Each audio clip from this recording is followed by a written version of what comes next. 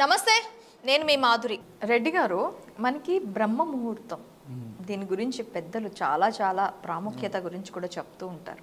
ఆ టైంలో చదువుకునే పిల్లలు చదువుకోవాలి అని చెప్పి ఇంటి ఇళ్ళలు లేచి ఆ టైంలో పూజలు పునస్కారాలకి అమర్చాలని చెప్పి, అసలు బ్రహ్మ ముహూర్తంలో చేయాల్సిన పనులేంటి, చేయకూడని పనులేంటి? చాలా మంచి ప్రశ్న అండి. బ్రహ్మ ముహూర్తం అని ఒక పేరు పెట్టారు కదా, ఓకే. దాని ఏంటంటే సూర్యోదయానికంటే ముందు, సూర్యుడు ఉదయించడానికంటే ముందు అనేటువంటిది ఒక టైం పీరియడ్ తీసుకున్నాం. మామూలుగా 4 o'clock అని రకరకాలు చెప్తున్నాను కదా, ఆ టైంలో అయితే ఒక రోజు 24 గంటలు ఉన్నప్పుడు 24 గంటలు మంచి టైము చెడు టైం ఉంటుందా?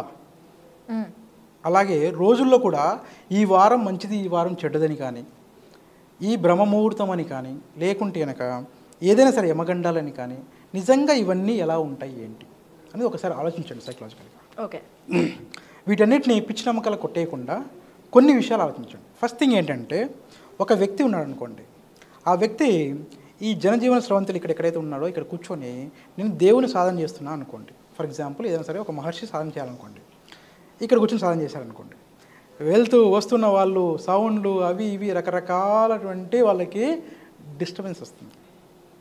కాబట్టి వాళ్ళు ఏం చేయాలనుకున్నారో అది చేయలేరు. కాబట్టి ఏం చేస్తారంటే వాళ్ళు అరణ్యాలకు వెళ్ళిపోతారు, పర్వతాల దగ్గరికి వెళ్ళిపోతారు, నదీ తీరాలకు వెళ్ళిపోతారు. దాని వెనుక సైన్స్ కూడా అదే అండి. ఏంటి తెలుసా అండి, ఈ ప్రజల్లో ఎక్కువ మందిలో ఉంటే నాకు డిస్టర్బెన్స్ అని ఒకటి, రెండవది మనం చెప్పుకున్న విశ్వం అంతా ఎనర్జీ అని చెప్పుకున్నాం కదా, ఎనర్జీ అన్నా కూడా ఏమవుతుందంటే ఎనర్జీ అన్ని చోట్ల ఒకేలా ఉండదు. అవును, విశ్వం అంతా ఎనర్జీ ఉంటుంది, అన్ని చోట్ల ఎనర్జీ ఒకేలా ఉండదు. అలాగే ఈ విశ్వం అంతా దేవుడు ఉన్నాడు, కానీ దేవుని యొక్క శక్తి అన్ని చోట్ల ఒకేలా ఉండదు. మీరు అర్థం చేసుకోవాలి సార్. ఈ అణువణువులో దేవుడు ఉన్నప్పుడు ఎక్కడైనా ఒకటే కదా, నేను దేవుడు గుడికి ఎందుకు పూజ చేయాలి, లేదంటే ప్రముఖ ప్రసిద్ధి చెందినటువంటి క్షేత్రాలకి ఎందుకు వెళ్ళాలి, లేదంటే ఇక్కడికి ఎందుకు వెళ్ళాలి, హిమాలయాలకి ఎందుకు వెళ్ళాలి అంటే అక్కడ ఉన్నటువంటి ఎనర్జీ లెవెల్స్ మారుతాయి. కాశీలో అండి, మీరు ఎక్కడ చూసినా ఎనర్జీ లెవెల్స్ ఉంటాయంట, ఎక్కడ ఎనర్జీస్ ఉంటాయంట. కాశీ అనే ప్లేస్లో ఎక్కడ చూసిన ఎనర్జీ ఉంటాయంట. అక్కడ మీరు వెళ్ళి నార్మల్ ఇక్కడ చేసేటువంటి మంత్ర సాధన ఏదో ఉంటుందో, ఇక్కడ కొన్ని కోట్ల సార్లు వచ్చేటువంటి ఫలితం ఏదో ఉంటుందో, అక్కడ 1000 సార్లు 2000 సార్లు లక్షలకు వచ్చేస్తుందంట. అంటే రేషియో డిఫరెన్స్ ఉంటుంది, అన్ని రెట్లు డిఫరెన్స్ ఉంటుంది అంట. ఓకేనండి. అలాగే నేచర్లో చెట్లకు ఒక ఎనర్జీ ఉంటుంది, ఓకే అండి. వాటర్కి ఒక ఎనర్జీ ఉంటుంది, పర్వతాలకు ఒక రకమైన ఎనర్జీ ఉంటుంది. ఓకే, ఆ ఎనర్జీని మనం అందరం వెళ్ళి తీసుకున్నాం అనుకోండి, ఓకే, ఏమవుతుందంటే అందరికీ డిస్ట్రిబ్యూట్ అవుతుంది, అప్పుడు తగ్గుతుంది.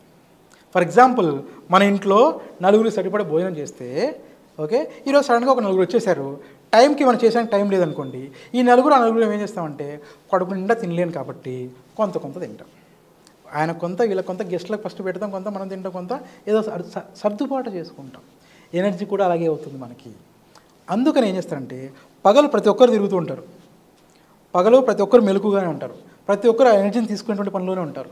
మనం తీసుకోం పర్టికులర్ ఏదో తీసుకొని ఏదో లాగేసుకొని మనం చేసుకోం. ఓకేనండి.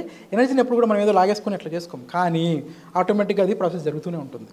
ఈ ప్రాసెస్ జరుగుతున్నప్పుడు ఎవరైతే అర్లీ మార్నింగ్ ఈ బ్రహ్మముహూర్తం అని చెప్పేటువంటి ఆ టైంలో ఎవరైతే లేచి వాళ్ళ కోరికలు, వాళ్ళ అఫర్మేషన్స్, వాళ్ళ ఏవైతే ఉన్నాయో, లేదంటే వాళ్ళు చదువుకునే చదువు కానీ ఏదైతే ఉందో అది వాళ్ళు స్టార్ట్ చేస్తే కనుక వాళ్ళకి ఎక్కువ రిజల్ట్ వస్తుంది అని అంట. ఫర్ ఎగ్జాంపుల్ ఒక భక్తుడు ఉన్నాడు అనుకోండి, వాడు ఏదో సాధన చేశాడు అనుకోండి, ఆ టైంకి చేస్తే కనుక త్వరగా వెళ్ళిపోతుంది.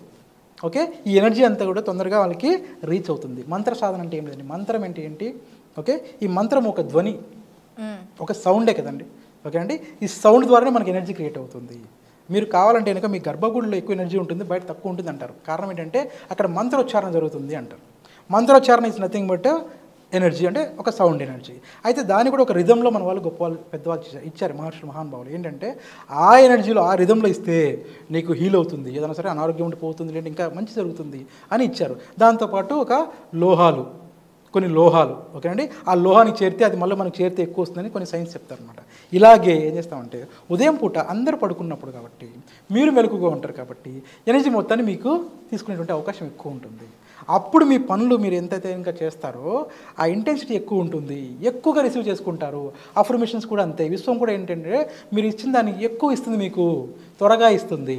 చదువుకునే స్టూడెంట్స్కి అయితే ఏంటంటే ఇది ఇంకొక సైన్స్. చదువుకునే వాళ్ళకి ఏంటంటే వాళ్ళకి మైండ్ అండి సైకలాజికల్గా ఏంటంటే మైండ్ కొంచెం ఫ్రెష్గా ఉంటుంది కాబట్టి చదువుకోమంటారు. అయితే ఇక్కడ ఒక ప్రాక్టికల్ ప్రాబ్లం చెప్తానండి. ఏంటంటే నేను ఎప్పుడైనా ఏమంటానంటే నీ శక్తి ఏంటో నువ్వు తెలుసుకో ఫస్ట్. వాళ్ళు చెప్పారు మహానుభావులు గొప్ప వాళ్ళు కాదనట్లేదు, కానీ ఈ రోజు ఉన్నటువంటి ఈ ఈ లైఫ్లో మనకు రాత్రి 9 గంటల లోపు పడుకోవాలంటే పడుకోగలరా?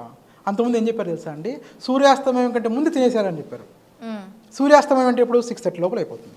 6:30 లోపల మనం భోజనం చేయగలరా? చేసి పడుకోగలరా? అంటే చీకటి పడేసరికి 7 గంటలు 7:30 పడుకోగలరా అంటే ఒకప్పుడు పడుకున్నారు.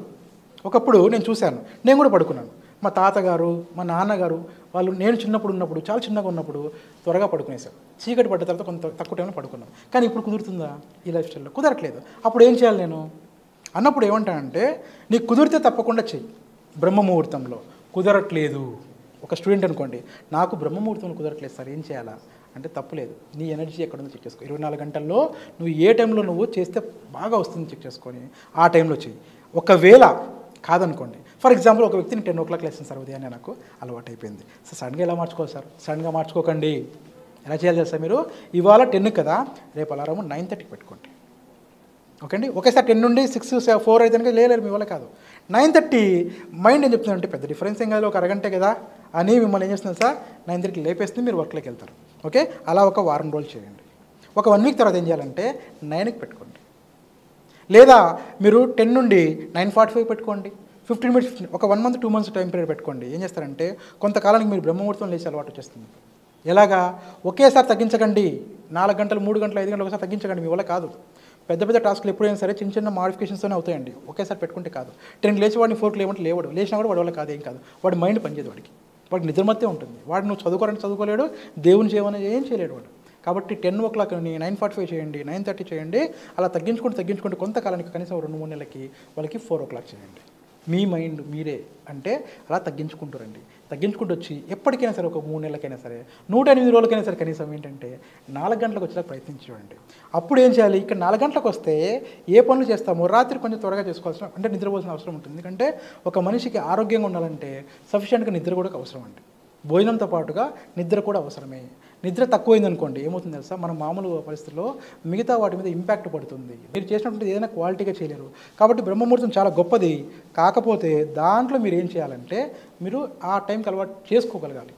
నాకు ఇప్పుడు లేదంటే చేసుకోండి. ఆల్రెడీ ఉందనుకోండి, ఇప్పుడు ఏం చేయాలి? మీరు ఏం కావాలో అఫర్మేషన్స్ తీసుకొని ఆ గంట లేదా 2 గంటల సేపు దాని మీదనే ధ్యానం చేయండి. మెడిటేట్ చేయమని అంటారు మామూలుగా. ఓకే అండి, మెడిటేషన్ ఇస్ నథింగ్ బట్ ఏంటంటే సింపుల్గా ఏంటంటే అండి మీరు ఒక విషయాన్ని గురించి ఎక్కువగా ఆలోచించడమే. మెడిటేషన్ అంటే ఎక్కువగా ఒక విషయం గురించి చేయడమే. ఓకే అండి, అయితే ఇది శ్వాస ద్వారా చేస్తారు నార్మల్గా. జనరల్గా అంటే శ్వాస కూడా మనం ఏంటంటే రెగ్యులర్గా మనము పడుకొని నిద్రపోతున్నా మన శ్వాస వస్తూ ఉంటుంది పోతుంటుందండి. ఇన్హేల్ అవుట్హేల్ అవుతూనే ఉంటుంది. కానీ ఏం జరుగుతుంది? మీరు అబ్జర్వ్ చేస్తారు అంతే, మీరు అబ్జర్వ్ చేస్తారు అంతే. ఓకే అండి, సో అలాగా మీరు ఆ టెక్నిక్ని మీరు చూసుకొని చేసుకోవచ్చు. ఓకేనా? Okay, thank you.